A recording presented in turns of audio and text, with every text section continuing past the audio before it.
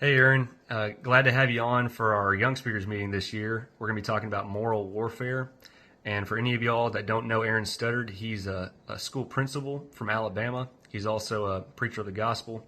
And you're going to be talking about peer pressure in the 21st century, talking to parents primarily, but there'll be some overlap for young people as well. So just tell us a little bit about your talk.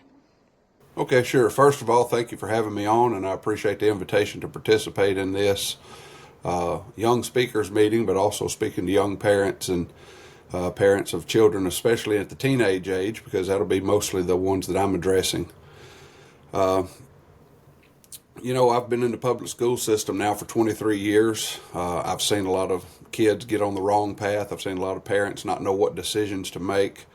And I don't know that I've got all the answers. Obviously, I know I don't have all the answers to how to raise children, but also I know that there are some things that I've been exposed to and some things possibly that I can maybe give some insight on. I think parents will benefit from this. My intention is to talk about peer pressure and what that looks like in the 21st century. Also, I'd like to give some background information on peer pressure.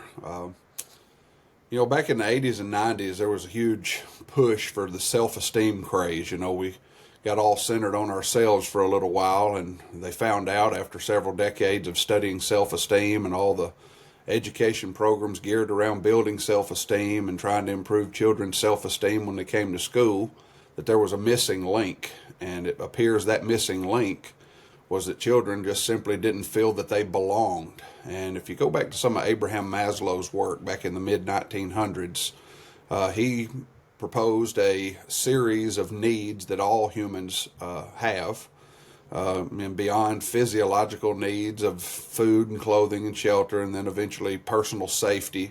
The third one on that list was the need to be loved and have a sense of belonging to a group. And with that being said, self-esteem is on the notch in the pyramid above that. So if there's any truth to his work, and I believe there is, that would explain why the self-esteem craze maybe didn't get off the ground as well as it should have, because we overlook the fact that all people, not just children, have an innate desire and a need even to belong. And, of course, whenever they get around their peer groups, those peer groups have a very strong influence on them because of that. Oftentimes, those peer groups have more influence than the parents do, and usually by the time they reach their teen years, that's pretty common. So I'd like to talk to parents and explain some things that I've noticed, some things that I've seen, and also give them maybe some practical advice.